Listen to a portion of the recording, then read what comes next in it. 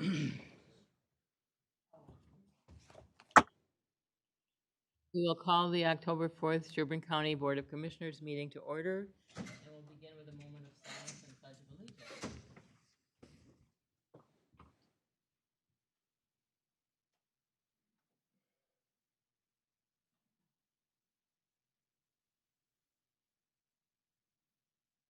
I pledge allegiance to the flag of the United States of America and to the republic for which it stands, one nation, under God, indivisible, with liberty and justice for all. Okay. Would anyone like to make a motion to approve the regular agenda? Madam Chair, I'll move approval of the agenda. I'll second. Motion's been made and seconded to approve the regular meeting agenda. All those in favor say aye. Aye. Those opposed, nay.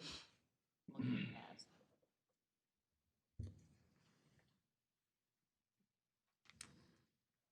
Now we can move on to the consent agenda.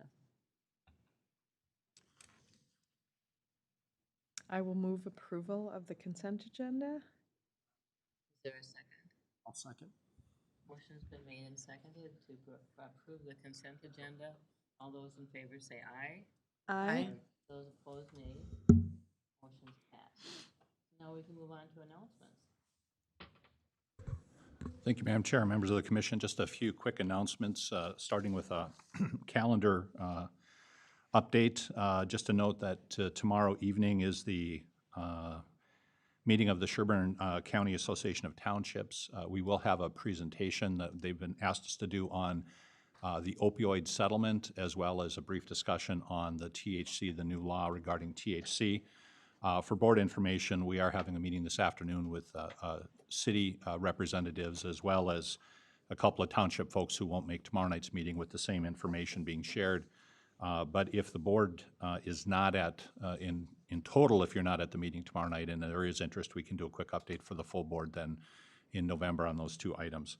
Also, just a reminder that if you are planning to go to the AMC annual conference, that's December 5th through the 7th. We did adjust the board meeting date, if you'll recall, so that there's not a conflict. Please let Keisha and I know so we can make sure you're registered and also get a room if you're going to be staying down in Bloomington for that conference. Just a note, when we get to the item, if you want to circle item 6.5, we'll just ask that you postpone that particular item. One of our presenters is home with ill children today, so that's the SUP Coalition update. So we'll just pass over that. One other calendar note, the Northland Reliability Project will be holding a information briefing. This is that new major transmission line coming from the north, from Grand Rapids down here to Big Lake and Becker area. There are a series of open house dates that were sent to us. I'm just going to pass this on. If you're interested in attending, then you'll be able to grab one of those and take a look at that. Staff will obviously be there to make sure we're on top of things. And then last but not least, some great news that we shared yesterday with you, and we'll just repeat it. The Blandon Broadband Coalition, as well as the company, announced yesterday that Sherburne County is now ranks 8th out of 87 counties for digital equity, which is absolutely amazing. We've made great progress, and their report on Sherburne County notes it. And in particular, this is something that Dan and I were talking about and wanted to highlight. You'll recall a few years ago, we were 49th in the state for access, and that was to 10 megabyte, 20 megabyte upload download. We're now 13th. So an amazing amount of progress, a lot of new projects that have led to that, as well as some that Dan will be bringing back in 2 weeks for the board's consideration for additional broadband projects. So tremendous progress made there, and it's nice to see that reflected in some statewide reports. With that, I think that will end announcements. Okay, thank you. And now we move on to item number 4, which is a public hearing to consider revisions to all services and fee schedule. And Bruce, you have that? Sure. I can give staff comments first, or if you want to open the public hearing, and then I'll make those staff comments as part of the record. Okay, so we can open the public hearing first. Is there anyone here for the public hearing? Seeing none, we'll close the public hearing. Is that correct? And then we'll go on with our presentation. Want votes to open and close the public hearing, just the board chair? All right, just a brief update. We do have in front of you the annual review of proposed fees for next year. This is county revisions for all service fees. It is recommended that these would go into effect on January 1st, with the exception of one, which is noted to go in effect upon publication. And that is one that Lynn is here to answer any questions if you have any questions regarding it. The key thing to note is that the budget that you passed, the preliminary budget, has all of these fee structures assumed within them. And of course, we are bound in many cases by state statute in terms of the amount that we can charge for fees, and that is done through an annual reporting and review. And all of these fees, we believe, will meet that statutory requirement.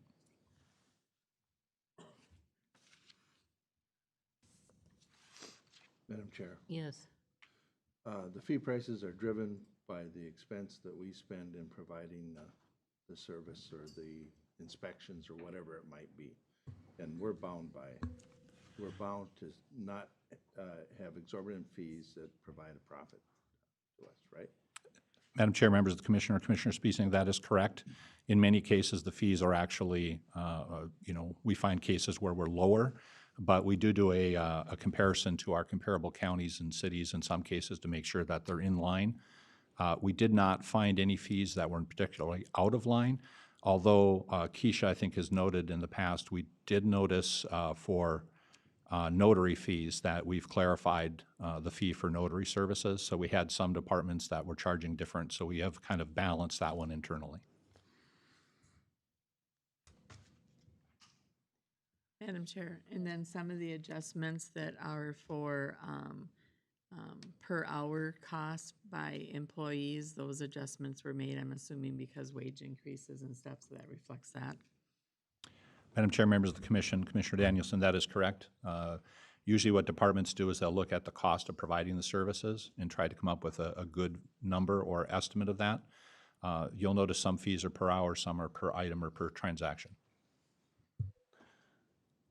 Madam Chair, Yes. and just to echo kind of the questions and what Felix said originally, I think the general public needs to understand when we adjust these, it's to cover costs. It's not to drive some type of profitability. It's just to cover the expenses that otherwise would be on your plate as taxes. So it's, I appreciate the time and effort that staff puts into it every year to adjust them accordingly. Yes, just, we're not making money on these fees. They are just to cover our costs and reflect that, so. I will make a motion to approve the adjusted fee structure that's before us. A motion's been made to approve the revisions of the Sherburne County all-service and fee schedule. I'll second, Madam Okay, Chair. a second. Is there any further discussion? I did have one question, Madam Chair, in regards to the fee schedule.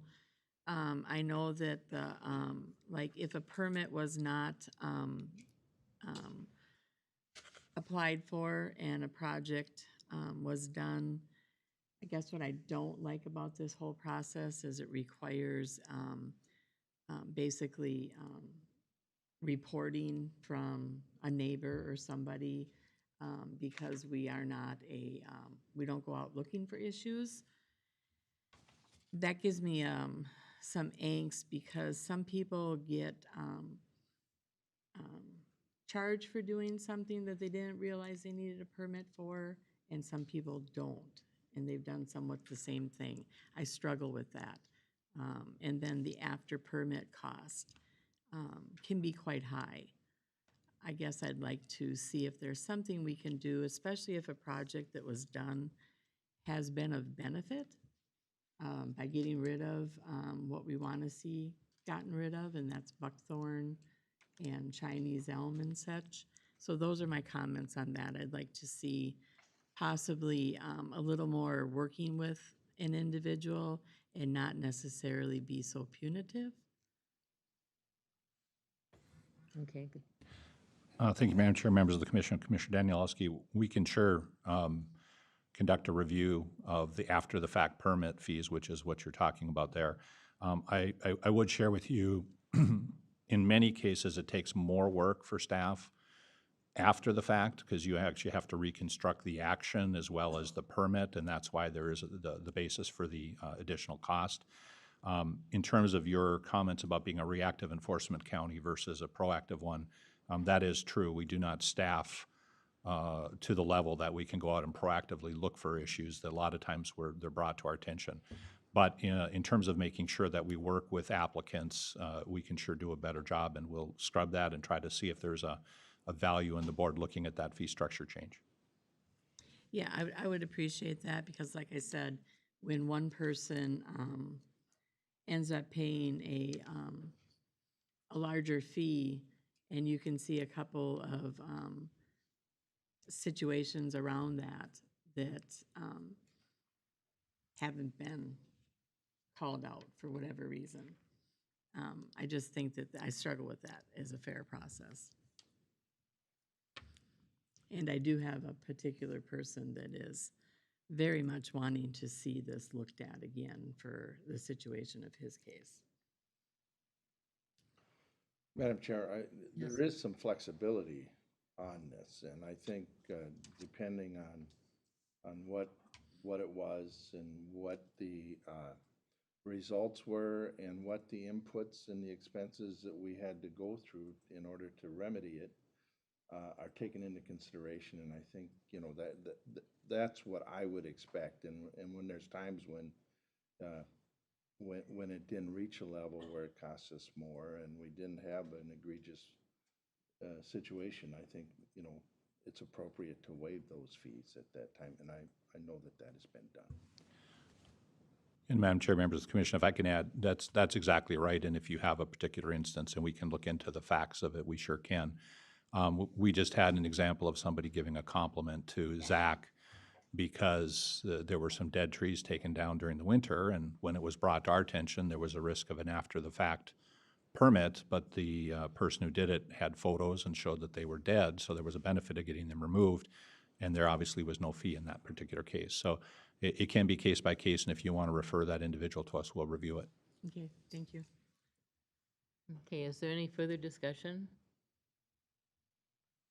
Seeing none, all those in favor say aye. Aye. Aye. Those opposed, nay. Motion's passed. Okay, now we can move on to our open forum. And do we have anyone signed up, Keisha? Yes, Madam Chair. We have 5 people signed up. 5 people, okay. Bruce, would you like to read the open forum process? The purpose of open forum section of the county board meeting is to allow the public input and/or information to be presented to the board that does not require action by the board. It is requested that speakers refrain from personal attacks of any kind against another person, commissioner, or employee. It is requested that speakers refrain from campaign-style presentations. The time limit is 3 minutes per speaker, with a maximum of 5 speakers per open forum. The time limit may be shortened or extended at the discretion of the board chair. The open forum may be continued following the conclusion of the regular board business meeting agenda items. It is requested that all input or information be addressed to the Board of Commissioners as a whole and not to members of the audience. Speaker handouts are public information. The county may make copies of such handouts for the public if needed, and the county board chair will ensure that the open forum policy is followed. Okay, thank you. So go ahead with our first. Our first speaker is Tracy Soden of Big Lake, and they will be speaking on solar panels.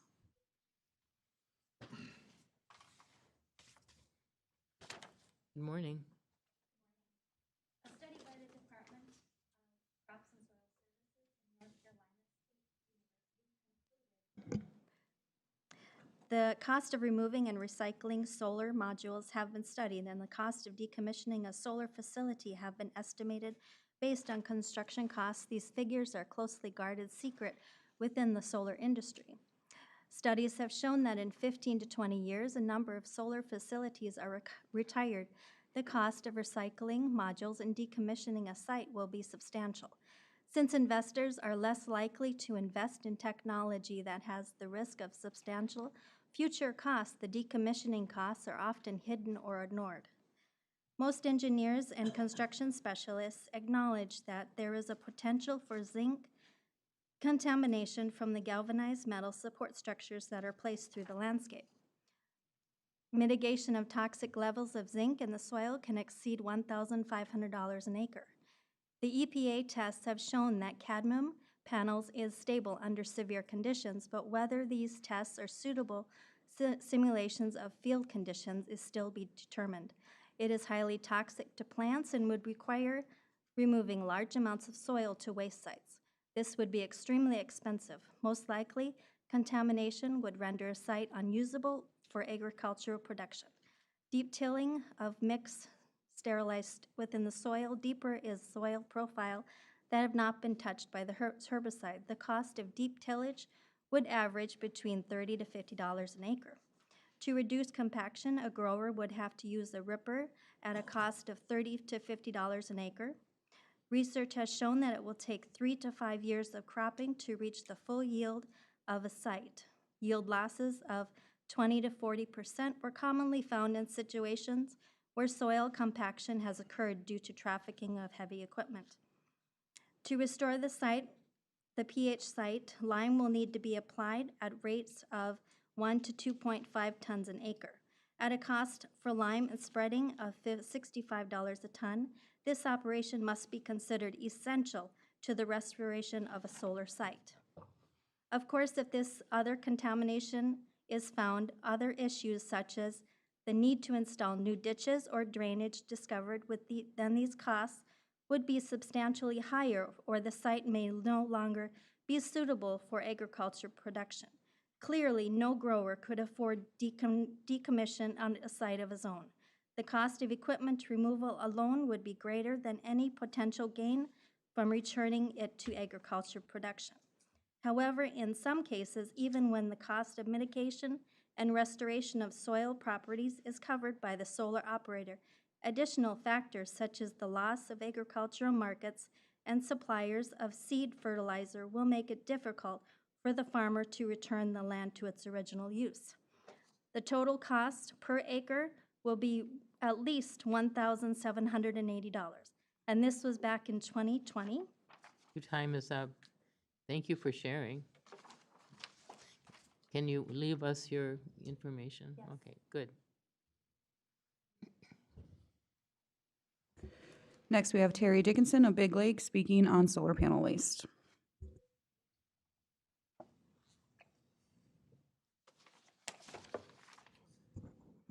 A recent article in Grist warns of looming onslaught of solar waste as solar panels in the United States begin to reach the end of their 25-year lifetimes. They are complex pieces of technology that become big, bulky sheets of electronic waste.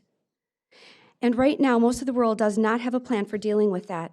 Unlike other forms of electricity generation, like nuclear plants or coal plants, there does not seem to be any foresight on how to deal with the waste that will be generated when these solar panels and wind turbines reach the end of their very short lifetimes.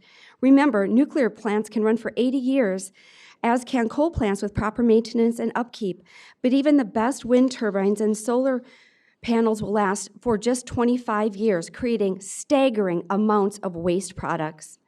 By 2050, the International Renewable Energy Agency projects that up to 78 million metric tons of solar panels will have reached the end of their life, and that the world will be generating about 6 million metric tons of solar waste annually.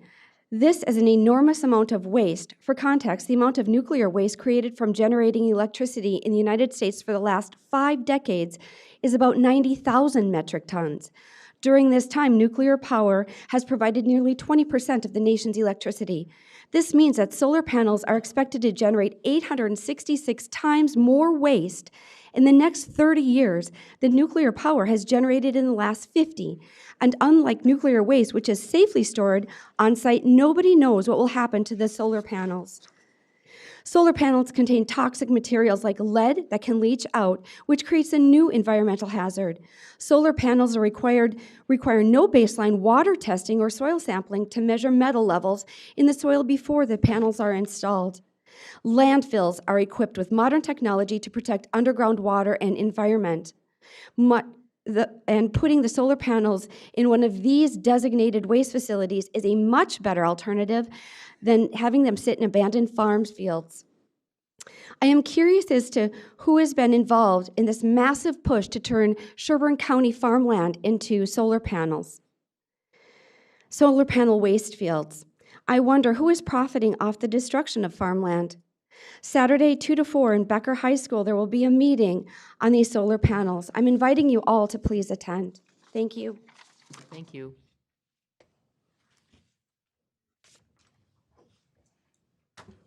Next, we have Gary Tonsager speaking on election integrity.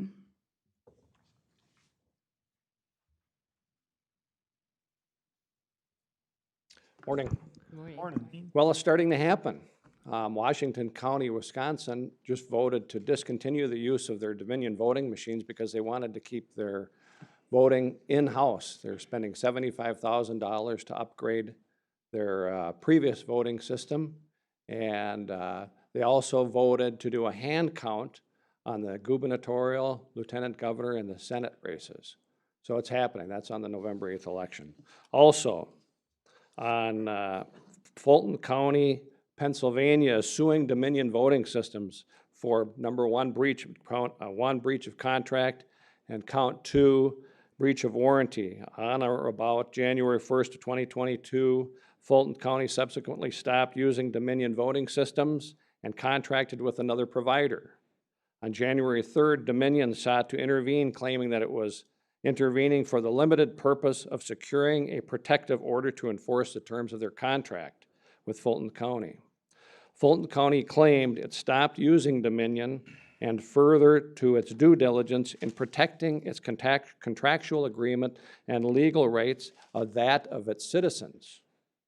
On September 15th, 2022, a commissioned report revealed several discrepancies and the absence of information and data that directly implicated and contradicted the contractual terms, conditions, promises, and warranties provided to Fulton County by the Dominion agreement and the conditions required for certification and the Dominion certification report. Their relief. Wherefore, as alleged in this complaint, the Fulton County claims of contract, a breach of contract of the common law and statutory duties by Dominion, which entitles Fulton County to damages as alleged herein, including but not limited to all fees, expenditures, and costs made in reliance upon and in consideration for the provisions by Dominion of a serviceable product that was fit for intended purpose. So right here we have the blueprint for Sherburne County. Somehow Fulton County figured it out. They got rid of the Dominion voting systems, and they're suing Dominion for breach of contract. We spent $500,000 on these machines. We know that by October of 2023, they're going to be obsolete. We've told you that already. So I have this information here. I would expect every one of the commissioners to read the Fulton County lawsuit. It's going to take probably 30 minutes of your time, and it will be well worth it. Thank you. Thank you.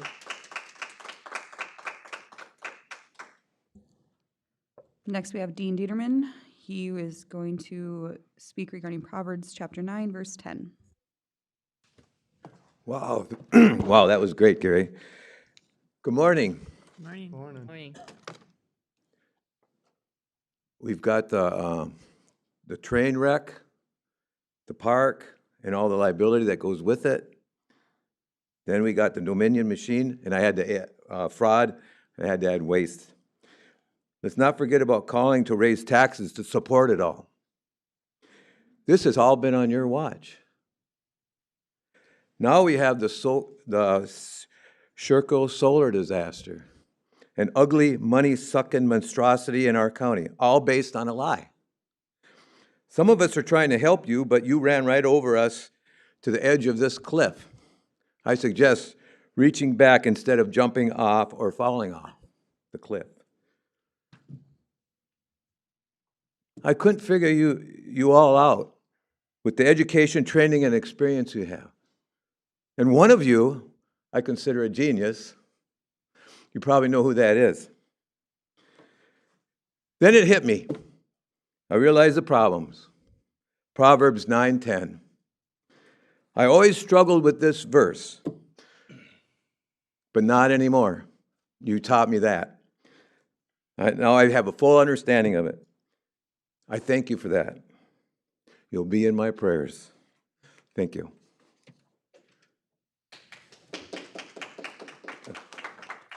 Oh, there's one more thing. Next meeting is the 18th. Taxes are due the 15th. Guess what? I'm paying my taxes right after this. Got it right here. Thanks.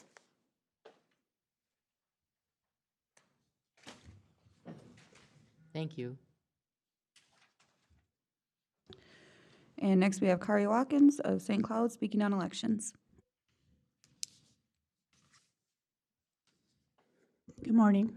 I'm just going to finish off where I was cut off last week, or 2 weeks ago. I do not consent to using electric poll books or electronic machines to cast or count my ballot. I do not consent to giving away or selling data of my personal private information to third parties such as Eric by state or county officials against my 4th or 14th Amendment rights. I do not consent to third-party contracts in our election processes, nor federal agencies dictating or their involvement using the guise of critical infrastructure security, i.e. Brennan Center, CISA, EAC, Dominion, CITL, NOINC, etc. In January 2017, shortly before President Donald Trump took office, Jay Johnson, the Department of Homeland Security, DHS advisor who served under former President Obama, designated election infrastructure as part of the nation's critical infrastructure as a subsector under the government facilities sector. He was not an elected official and did not work through the legislature, nor got the consent of the people to do so. The designation purportedly allowed the DHS, through its cybersecurity and infrastructure security agency, CISA, with the assistance of EAC Commission, Election Assistance Commission, EAC, to provide services on a prioritized basis at the request of state and local election officials. However, it effectively resulted in the federal government improperly usurping the authority of the respective states to manage their own elections in a violation of the 10th Amendment to the United States Constitution. In addition, pursuant to Article 1, Section 4 of the United States Constitution, state governments have the primary responsibility to administer elections and enforce election law, with the role of the federal government traditionally being limited to the enforcement of the protections of the Voting Rights Act and the prosecution of individuals who have committed federal election crimes. The use of electronic voting systems has led to massive industry that we have already seen has caused chaos in our elections that it was supposed to prevent. The expense, bureaucracy, insecurity of the systems have been shown over and over again. To return to hand tabulation of paper ballots would provide for a much more secure and accurate election. Efficiency should not be a deciding factor in how our elections are handled. Thank you for sharing. That is everybody, Madam Chair. That's all right, yeah, okay. Well, thank you. And we'll move on now to the regular agenda. And we'll start with item 6.1, which is to consider and approve by proclamation October 2nd through the 8th of 2022 as National 4-H Week. And I don't think we have any. We have, Danielle is on Okay, hello, interactive Danielle. TV. Danielle is on video here, so. And if you want, we can ask Danielle to give you a brief update on 4-H and then read the proclamation. Okay. Would you like to go ahead and give us a update on 4-H, and then we'll read the proclamation? Sure. Can you guys hear me okay? Yes. Can hear you well. Okay, awesome. Yes, so October starts the new 4-H year annually, and the first full week of October, we always celebrate National 4-H Week.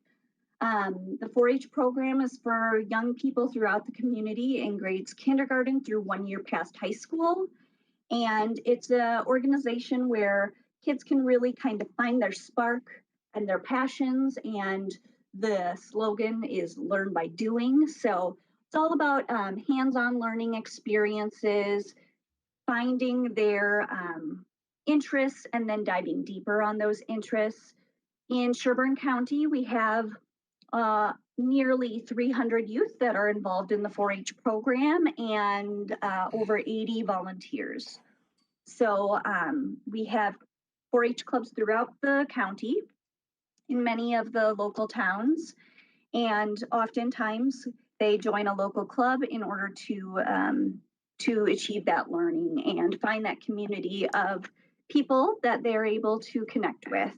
So I'm happy that the board is recognizing National 4-H Week and celebrate the positive youth development opportunities that are available in 4-H. Well, thank you. Thanks, Danielle. And now, Bruce, if you want to go ahead and read the proclamation. The proclamation proposed for county board consideration is entitled National 4-H Week Proclamation.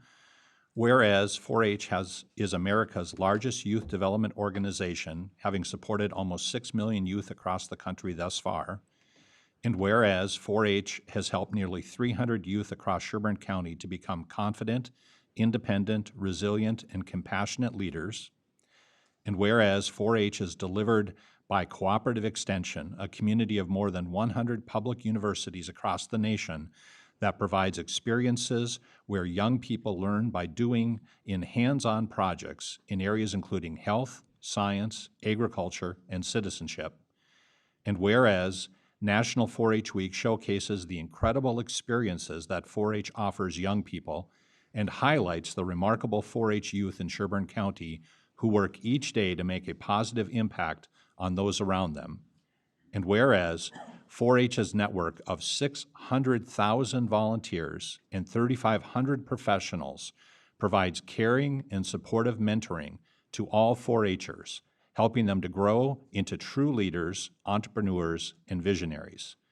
Now, therefore, I, Barbara Burant, do hereby proclaim October 2nd through the 8th, 2022, as 4-H Week throughout Sherburne County, and encourage all of our citizens to recognize 4-H for the significant impact it has made and continues to make by empowering youth with the skills they need to lead for a lifetime. Thank you. Would anyone like to make a motion to approve the proclamation? I'll move approval of the proclamation. Motion's been made to approve. Is there a second? I'll second, Madam Chair. Is there any discussion? Seeing none, all those in favor say aye. Aye. Those opposed, nay. Motion's passed. Thanks again, Danielle. Thank you, Danielle. Thank you. Okay, now we can move on to item number 6.2. Consider and approve by proclamation October as Manufacturing Month. And we have Dan Weber here for that with Jessica Barthel. Thank you, Jessica. Thank you. Good morning, Commissioners. Manufacturing is one of Sherburne County's largest industries. In acknowledgement and support of that, I'd ask for your consideration and approval of proclaiming October as Manufacturing Month. The 2022 proclamation reads, whereas manufacturing is a dynamic and robust industry crucial to the health and strength of Minnesota's diverse economy, and whereas manufacturing added $56 billion to Minnesota's economy in 2021, representing the second largest contribution at 14% to the state's gross domestic product by any industry. And whereas manufactured exports brought about $22 billion into the Minnesota economy in 2021, and whereas workers took home $23.4 billion in wages from Minnesota manufacturing jobs in 2021, the second largest total payroll among private sector industries. And whereas manufacturing in Minnesota pays an average annual wage of $74,630, which is 10% higher than the state's overall average private sector wage. And whereas manufacturing provides more than 310,000 highly skilled, well-paying jobs which significantly contribute to Minnesota's high standard of living and economic vitality. And whereas Minnesota manufacturers will have more than 75,000 job openings for production occupations through 2030 as older workers retire. Now therefore, Sherburne County Board of Commissioners do hereby proclaim the month of October 2022 shall be observed as Manufacturing Month. Thank you. Thanks, Jessica. Thank you. So would anyone like to make a motion to approve the proclamation? Madam Chair, I'll make that motion. Motion's been made. Is there a second? I'll second, Madam Chair. Okay, motion's been made and seconded to approve the proclamation. Is there any discussion? Seeing none, all those in favor say aye. Aye. Those opposed, nay. Motion's passed. Thank you. Okay. Now we can move on to item number 6.3. Consider and approve an interim use permit for a solar farm. And we have Lynn here with us. Thank you. Good morning, Commissioners. Morning, Lynn. This is from the September 15th Planning Commission. It's Solar Farm MNCSG, which stands for Community Solar Garden, 219-33 LLC. This is on the John and Lynette Golly property. They're requesting an interim use permit for a 1 megawatt solar farm. If you recall, you approved a solar farm on here previously that was another 1 megawatt, so this will be the second one on there.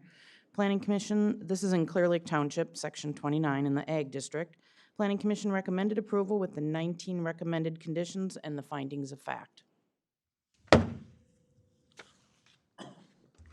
Okay. Chair, I'll move approval with the 19 conditions. A motion's been made to approve the proposal with the 19 conditions. I'll second, Madam Chair. And, okay, motion's been made and seconded. Is there any discussion? Well, I'd just like to add to that. I made the motion. I don't believe there's any single solution to our energy problem. I think it needs to include coal, nuclear, wind, natural gas. And I think the utilization of all of those is going to be important for us to be sustainable in the future with the energy that we need to continue to grow this country. I think we also need to recognize too that these are landowners and farmers that are entering into these agreements with solar companies, and they go in knowing full well what the costs are associated with it. And short of us telling them what they can and can't do with their land, that gets to be a bit challenging. I mean, I agree that we need to be aware and stay on top of the issues that come along with solar, and make sure we did just recently increase what we hold back for decommissioning costs from $25,000 to $100,000. So we work continuously to stay on top of these issues, but short of telling a landowner and a farmer what he can do and not do with his property gets to be challenging. Is there any further discussion? Yes, go ahead. Thank you, Madam Chair, members of the Commission. With the Commission's permission, I thought maybe Lynn could highlight the decommissioning requirements in this application, and also the number of acres that this is put on for 1 megawatt versus the large solar project that was discussed or raised at open forum, and maybe talk about the limitations of county government to impact a large solar facility like the Sherco solar site. With regard to the Sherco facility, I believe if anything is over 50 megawatts, that is all handled through the Public Utilities Commission in the state of Minnesota. They are required to get building permits and stormwater permits from us, but other than that, the county does not have jurisdiction, so to speak, over those regulations. With regard to the decommissioning plan, they have to remove all the components both above and below the ground and bring it back to the way that it looked previously. This solar farm, it's between 6 and 8 acres is what a 1 megawatt solar farm takes up. So this is between 6 and 8 acres in general. I can look up the specific number if need be. And then as Commissioner Danielewski,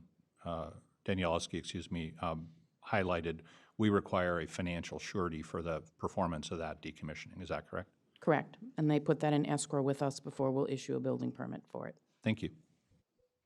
And that is something too that I would, that I'd push for all along, because I've got the same concerns, and I agree with Commissioner Smeezing in regards to the future. And I've had those concerns all along as well as to how this is all going to work long-term. But I would also suggest that there's an energy transition survey that I would encourage everybody to participate in. Put your thoughts out there, especially contacting the Public Utilities Commission with those concerns as well. I think it's important to hear those voices from the public as well that I don't think they hear often enough. It just can't be from us electeds. It's got to be also from the people. So I'd encourage that.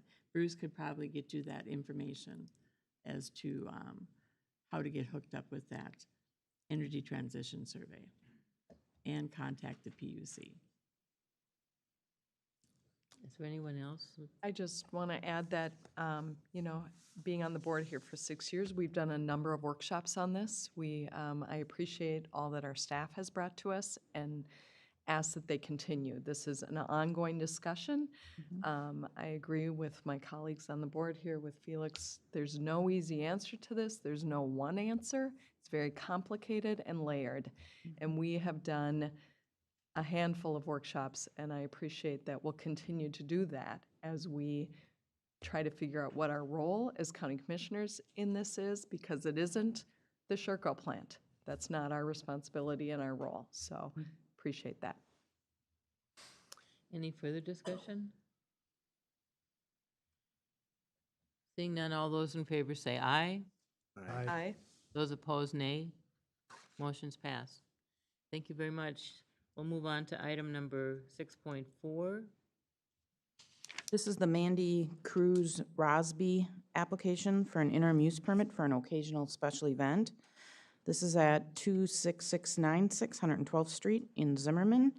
This is in Livonia Township on 10.83 acres in the General Rural District. Planning Commission recommended approval with the 18 recommended conditions and the findings of fact. Staff did want to request that on item 4C, under National Night Out, Planning Commission had not placed a end time on that event, so we'd like to request an end time of 9:30 p.m.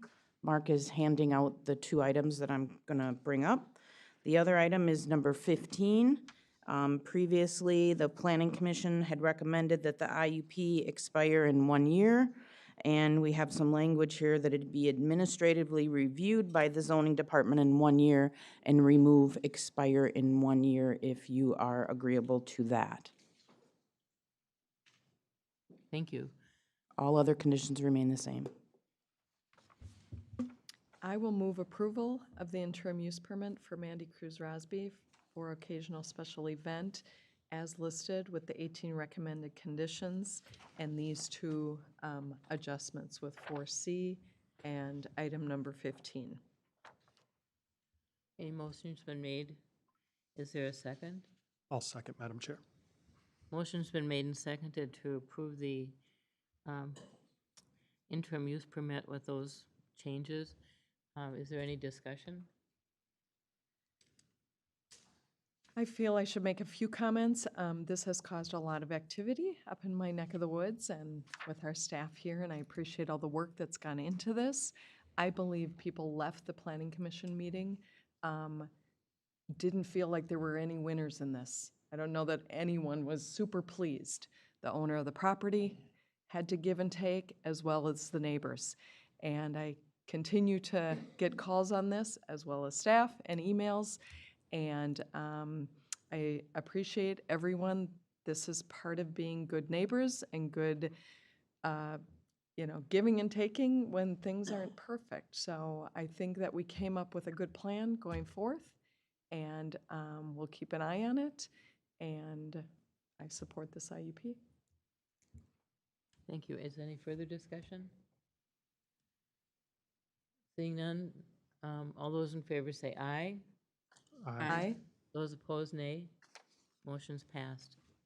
Thank you. Thank you.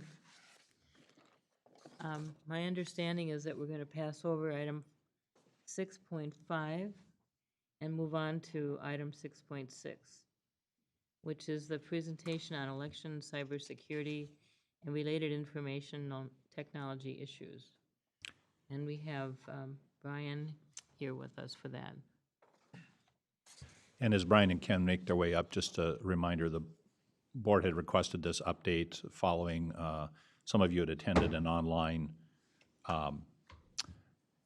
presentation by the University of Southern California on cybersecurity and its impact on elections. And so at the request of the board, Brian and Ken have put together a little bit of a update for you. Thank you. Thanks, Bruce, for hitting my introduction. So, no, thank you to the board and the board chair for allowing us to come and talk about election cybersecurity. So October is Cybersecurity Month.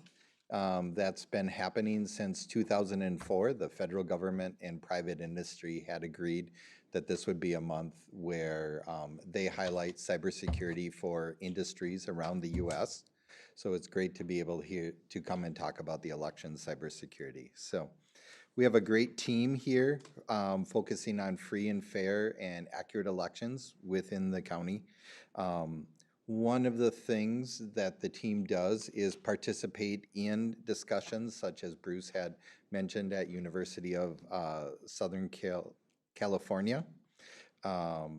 Southern California presented different regional informations for government entities and the election impacts of cybersecurity.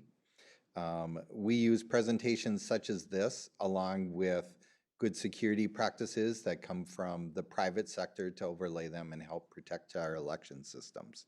So we take the information not only from USC, but Department of Homeland Security, CISA, their cybersecurity and infrastructure security agencies, the Federal Election Information Sharing Analysis Center, or they're known as ES-ISAC, and the Election Assistance Commission, or the EAC, to work at and focus on election security within our county.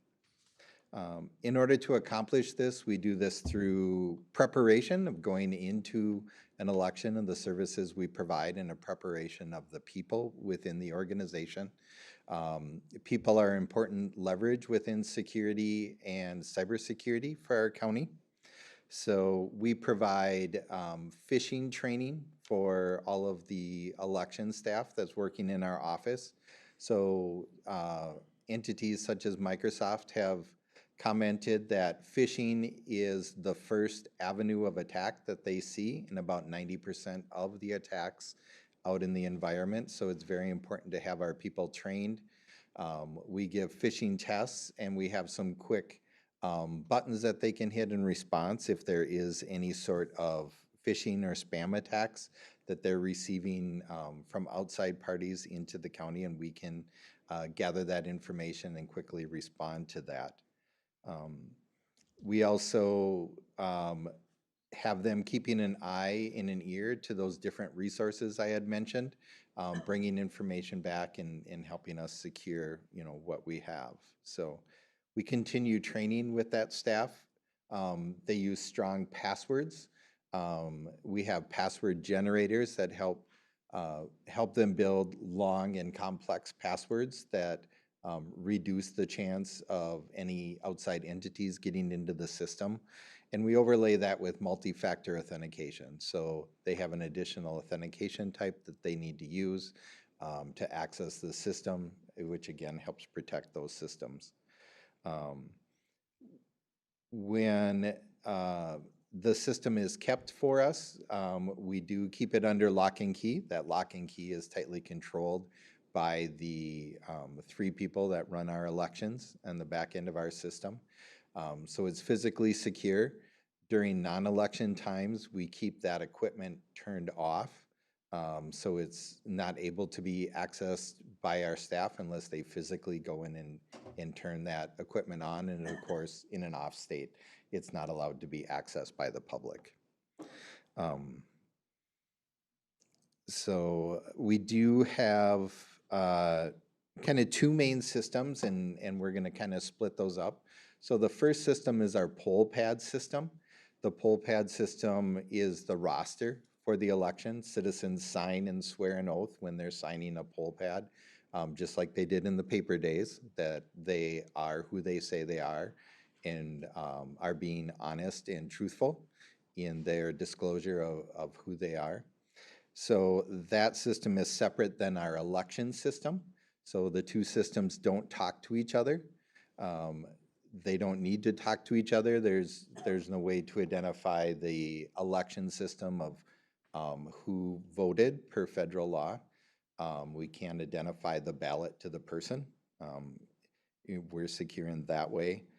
And I will let Ken talk about the poll pads, a little more of the security that that he brings, helps to bring to the table. That's fishing with a PH, not an F, right? Yes, that is fishing with a PH. Say good morning, commissioners. For the poll pads, 21 days before the election is when the Secretary of State's office locks registration. So at that point, the registrations are locked and nobody can register. They'll be put into a pending state until after the election. The voter will receive a late registration letter they can use for registering at the polls. Each poll pad only has their specific precinct on there, so it's not the full county is not on each poll pad that goes out. It's specific to each precinct. And then once we get the rosters loaded, like I said, I usually do that about 2 weeks before the election, so to make sure that we have all our absentee ballots noted and everything in there. When I go to load those on, we turn the Wi-Fi on, upload the rosters to the poll pads. At that point, I check to make sure the registration numbers match, and I also do a random check of particular people, just to make sure that the rosters are loading correctly and do a test on it. And at that point, once I check that, the poll pads are shut down, locked back up into their cases, and then we actually secure them with a tag seal, and that tag number is noted on this transfer case. And then the head judges will have to sign off on it, saying that the seal matches when they go to open it at the polling place. During the election, the poll pads are only connected to the internet when I call and let them know that we need to do a push to update the absentees of the late absentee ballots that we got in. That would be the only time that that they're connected to the Wi-Fi. Otherwise, they're connected by Bluetooth, which is encrypted so that they can talk between each poll pad at the precinct, not overall throughout the county.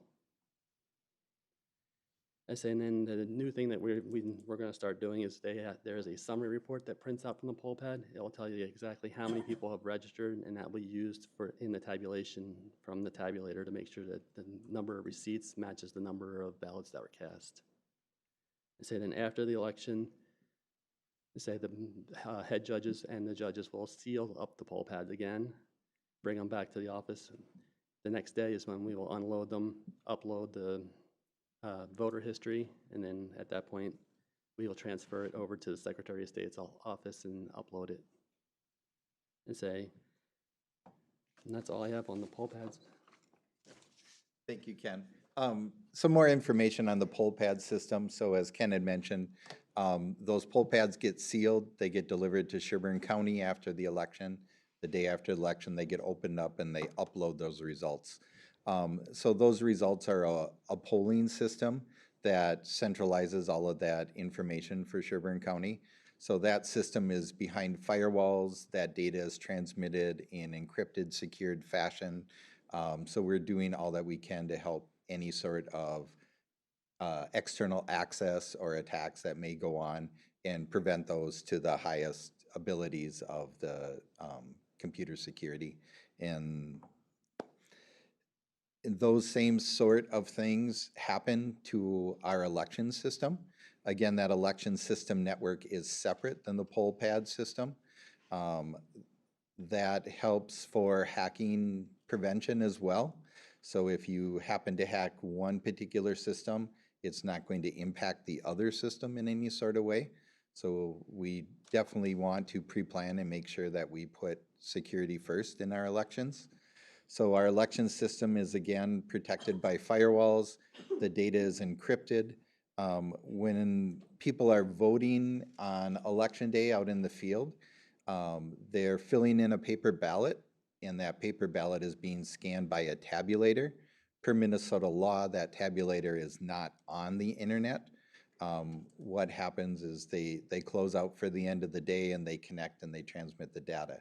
So I'll let Ken kind of fill in on some of the election tabulator events. Just a quick question, Brian. Yeah, go ahead. When you talk about the poll pads. Yep. When you talk about results, the results you're talking about is the registered voters and the voter list, not vote results, right? Correct, correct. With the poll pads, that's where we get the. That they are completely two separate.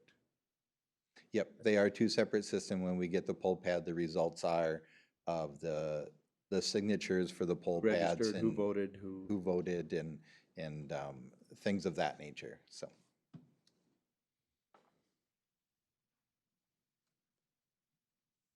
Say for the tabulators, say we receive the program from Dominion, saying then I actually have to log in with a secured password that has been provided by Dominion to get access to that program, to program those cards for each tabulator.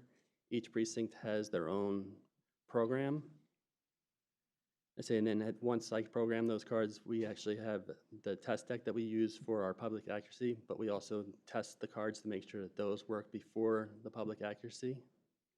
Those cards are tested by two judges of different political parties, so that way that there's no bias in that. The public accuracy is done also by two different political party judges, and that's open to the public. This year are doing our public accuracy for the general election on November 1st. We're doing the first one at 8:30 a.m. and then there's a second one at 1 p.m. And that will be published in the paper too. Once the public accuracy is done, the clerks will actually seal the tabulator with the memory cards in there, and then the city clerks take the tabulators and secure them until the election day at their city offices or township offices.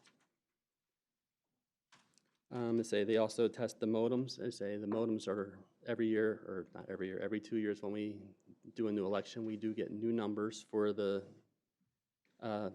modems, and those are encrypted, and they're cellular, not Wi-Fi. And then just to let you know too that the modems are only plugged in when they're actually transmitting, so otherwise that modem is never connected to the tabulator. They're connected for approximately probably about a minute for them to transmit the results, otherwise they're not plugged in at all. During the elections, the city clerk is responsible for getting the tabulators to the precincts. At the beginning of the day, they will run a zero tape to make sure that the tabulator is at zero. Throughout the day, the election judge will be watching and making sure that nobody tampers with the machine. At the end of the day, they'll close the polls and they take the tabulator tape and they balance it based off the number from the poll pads to the number of votes, and then they have to sign off on a summary tape saying that everything is accounted for, whether it be spoiled ballots, duplicate ballots, voted ballots, unvoted ballots, so that all ballots are accounted for based off the number that was given to them when they picked up their ballots.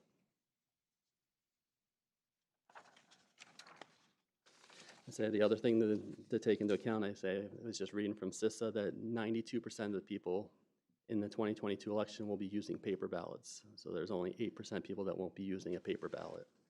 and Sherburne County does use paper ballots for all their elections.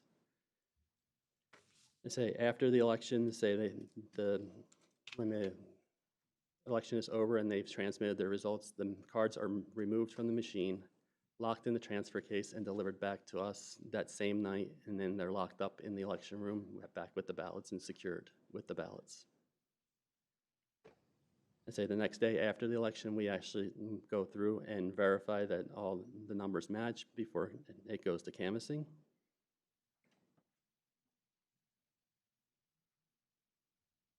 I say, and then this year's canvassing will be done on November 16th. At that time, we'll draw 3 precincts and do a random audit. I say, if for some reason Big Lake is not pulled on one of those 3, they'll be pulled one of their precincts, which would give us 4 precincts, and that would be at Big Lake's city's expense. I say, and then the post-election review will be done on November 22nd.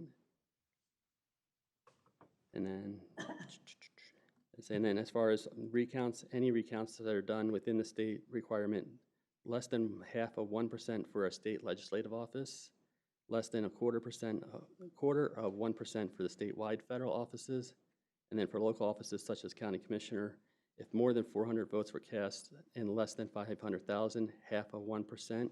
If more than 400 votes are cast, then the number is 10 votes. Any losing candidate can request a recount, but that would be at their expense, and the deadline for that would be Monday, November 21st. Let's say that's back to you, Brian. Yeah. Yeah, thank you, Ken. And something to highlight too, and Ken had mentioned it, various steps in this process, such as the public accuracy test and the public canvassing board. We definitely invite the public to come and see.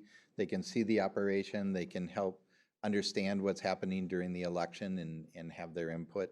And I believe you also reach out to election judges every year and want those from the public. So we definitely encourage, public within this process so they can see what's transpiring during the election. It is a pretty complex process that goes on.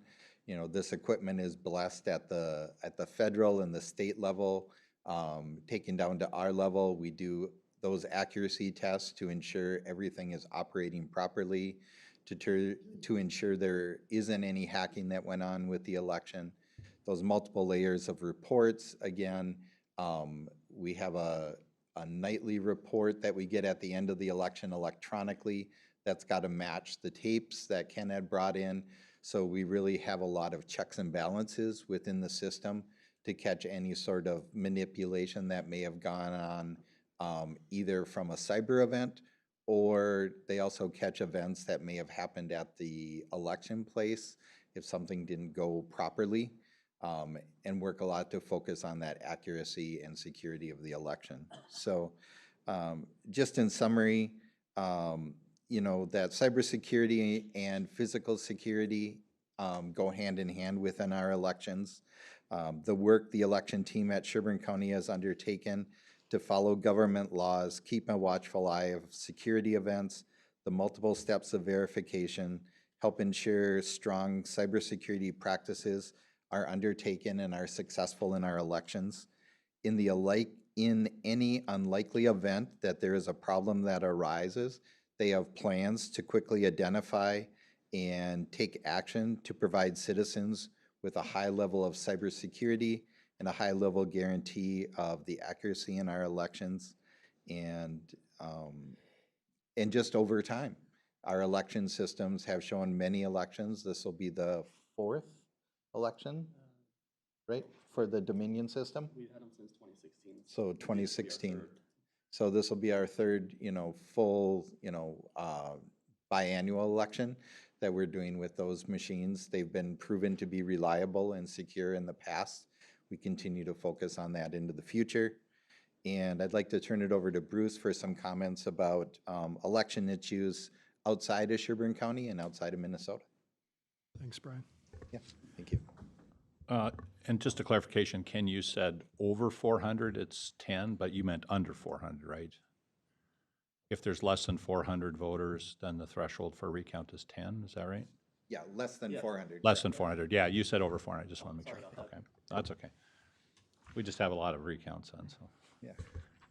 Just a couple of comments. On the 6th of September at Open Forum, there were some materials presented, and the board had asked I take a look at them. One was an academic study prepared by the University of Michigan. It was called Unclear Ballot, and it was actually really, really interesting because it affirms 100% Minnesota's election system. The study was not about Minnesota. It was a study of ballot processes, and basically, if you think about Photoshop, what these grad students did is they figured out a way to manipulate an image of a ballot with a computer code that they were able to flip votes. But that only works if it's only an image.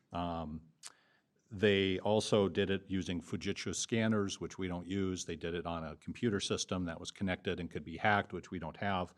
But I thought the most important thing for the board, other than the details, is the results or the summary of that actual academic study, and I'll just quote it. This is from the abstract. These results demonstrate that post-election audits must inspect physical ballots, not merely ballot images, if they are to strongly defend against computer-based attacks on widely used voting systems, which is exactly what Minnesota does.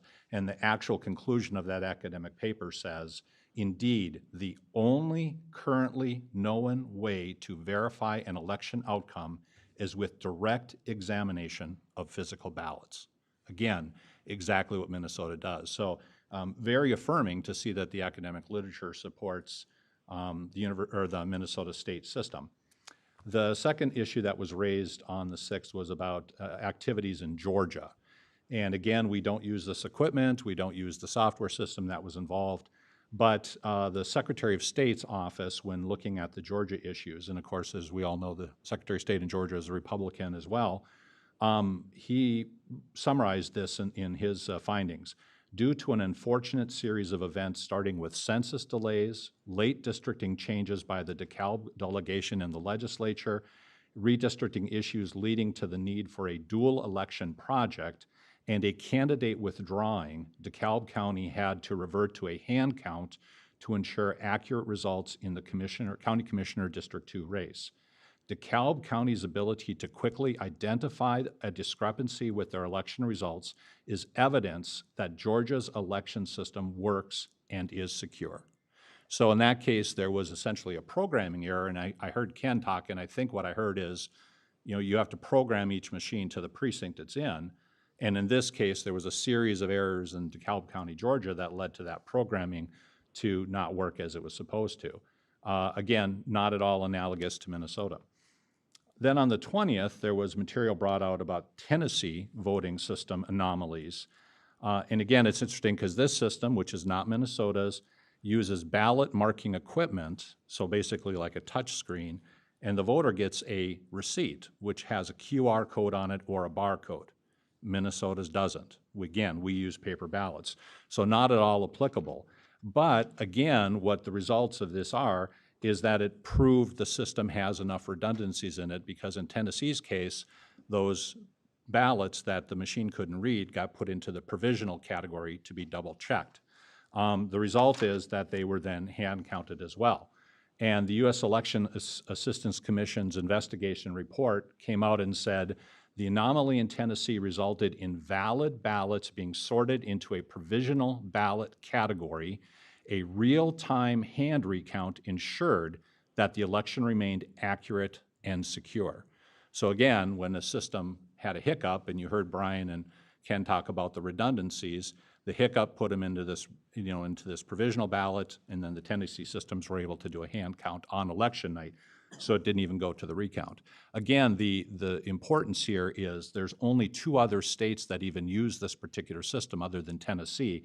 It's Iowa and Alaska, not Minnesota. So good information. I think it affirms actually the need for redundant, secure systems like you heard today, but nothing that we can see that would draw concerns to what we have set up. Okay, thank you. Is there any discussion, comments from the group here? Maybe as a last comment, I know our auditors department does entertain questions, and we do keep a running frequently asked questions section around our elections. So if they're hearing of enough questions, or they think that's a interesting enough question, not only do they work with that individual, but they'll work with, the public to help communicate that out. So they definitely encourage and welcome those questions. Okay, well, thank you so much. This was very helpful. Thanks, Brian and Ken. Yes, thank you all for the time. Okay. So now we can move on to item 6.7, which is to receive the American Rescue Plan Act update and consider approval of recommended expenditures. And we have Dan with us now. Thank you. Good morning, Commissioners. This week, we have 4 biweekly expenditures under the $50,000 threshold for a total of $111,888.25, and the details were included in your packet.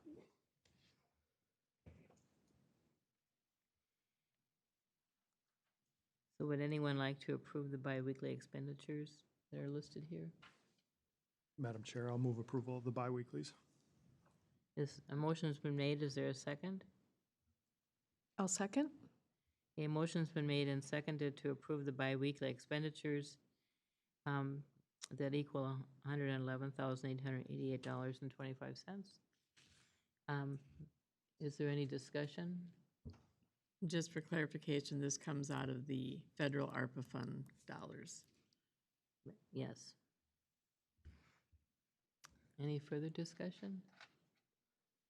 Seeing none, all those in favor say aye. Aye. Those opposed, nay. Motion's passed. Next are a couple expenditures over the $50,000 threshold, and the first is an IT, our monitor fulfillment purchase. We purchase monitors over, I think every 4 years they get recycled, and so we were looking to purchase those monitors using ARPA dollars. So the total expenditure is $135,000 for those monitors.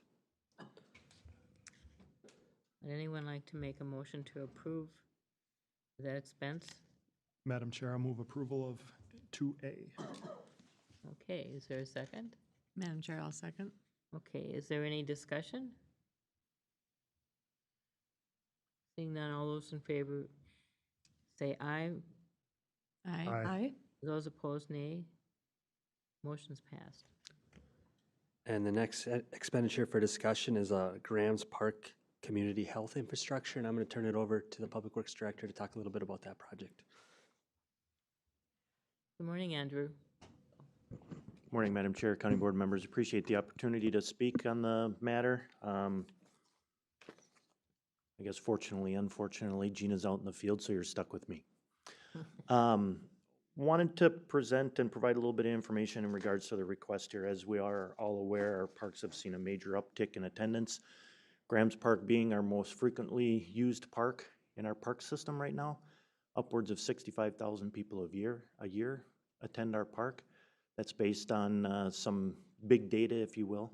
And, we think it's probably even higher than that, knowing that not everybody carries a cell phone, smartwatch, things like that, that get pinged when they're in certain locations. The request is for $450,000. It is, Keisha, can you maybe do a full screen of that? It's in conjunction with some other work that we're doing out there in the park. We've received $250,000 in grant funds from the DNR for what you see here. It's a nature playscape area, nature-based playground, essentially, if you will, with different obstacles, things for kids and adults alike to participate in. Can you go to the next slide, please? The request is specifically for a larger park pavilion and shelter out there. The one we have out there is getting a little aged. And what we're actually starting to find is that the park is being reserved fairly frequently. The pavilion is being reserved fairly frequently. We've actually had a couple of instances where we've had 2 weddings going on in the park at the same time. So that's encouraging. One happened to reserve the existing shelter. The other one held their ceremony on the boardwalk facility in the wetland area. So this would increase the size of the existing shelter. We'd also keep the existing shelter there for use at the same time. And then if you could go to the next slide. One more. There we go. The other thing you can see kind of shadowed in the background is we've got a parking lot out there. It's very small. It holds about 8 to 10 vehicles right now. What we're showing there is a paved parking lot, very similar to the Bridgeview facility, if you've been out there to see the upgrades and improvements out there. Also, bus parking. We know we utilize the park for other programming with agencies such as the YMCA. We also partner with a couple of the homeschool facilities in the area for some nature-based education programs out in the park. You can kind of see in the lower right-hand corner there, a little speckled shadowed area. That's the existing park pavilion that we have out there right now. So the new one would go essentially in that blank space between the existing park pavilion and the parking lot location. And then the nature-based play area would be immediately to the south of the existing park pavilion. You'll notice we don't have vault toilets included in this proposal. Over the course of the last year, they've actually tripled in price. We're going to continue to take a look at other options. Currently, right now, we're utilizing porta potties or outhouses through a contracted vendor each year. So, again, the $450,000 request would also be leveraging the $250,000 DNR grant funds for the park as well. With that, I'll open it for any questions. Any questions? Madam Chair, the total is $450? The request is $450, Madam Chair, Commissioner Schmeezing. The total park improvement is upwards of about $900,000. We've got some additional funds set aside as well for the matching grants for the DNR funds. So $450 would be the ARPA funds? Correct. $250 from the DNR? Yep. And then we've got an additional $250,000 allocated for the matching funds, specifically for the DNR grant. And we have a timeline on the DNR grant? Correct. I'm not sure on that. I'll have to get back to you on it, but I believe that one is probably June of 2024. Our plan is to construct this project next year. For reserving, are we doing that online, or how are they doing that? And that was always, we didn't want to be staffing to do that, so. Correct. Madam Chair, Commissioner Schmeezing, we do that entirely online. People do call in, and then we'll go in and enter it into the system. Okay. So it's fully automated. They get then an automated email back that provides them instructions and all the information they need. Currently, right now, the Park Pavilion does not have any electrical capabilities. The new pavilion would have countertop space for people that are coming in and doing picnics and buffets and things like that, with some electrical outlets available for that as well. Got to be able to plug in the crock pots. You are correct. Crockpots, yeah. Yeah. Yes. I'll move approval of the Grams Park Community Health Infrastructure expense using ARPA Motion. funds. Okay, motion's been made. Is there a second? I'll second, Madam Chair. Motion's been made and seconded to approve this request. Any further discussion? Seeing none, all those in favor say aye. Aye. Those opposed, nay. Motion's passed. Thank you. Okay.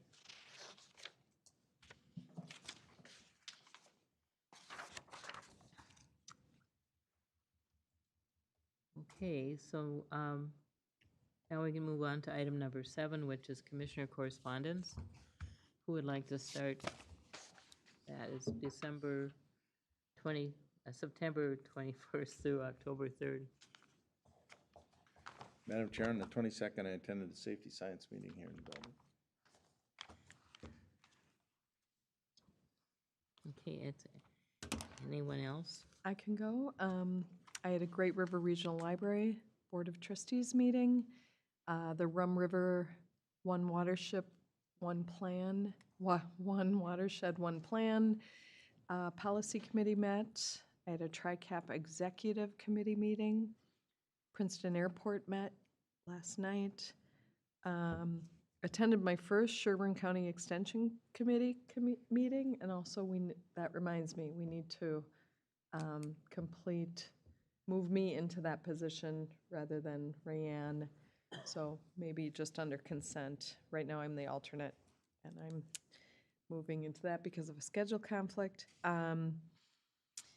Participated in the legislative briefing with our primacy group, both on the state and federal level. And last Friday, facilitated the Central Minnesota Jobs and Training Services Wellness in the Workplace, supporting people with mental health. We had Melissa Pribble was our speaker, and we did it remotely, and we had about 123 people participate. So it was very, very well attended, and I saw some Sherburne staff people on there, so it was great. That's it. Thank you. Thank you. I can go next. Attended the SUP Coalition meeting on September 21st. Attended the Safety Science 101 training on September 22nd. Found that to be very informative as to working with Health and Human Services and what they deal with when it comes to issues with the different clients and stuff that they have. Attended a chamber business event that evening.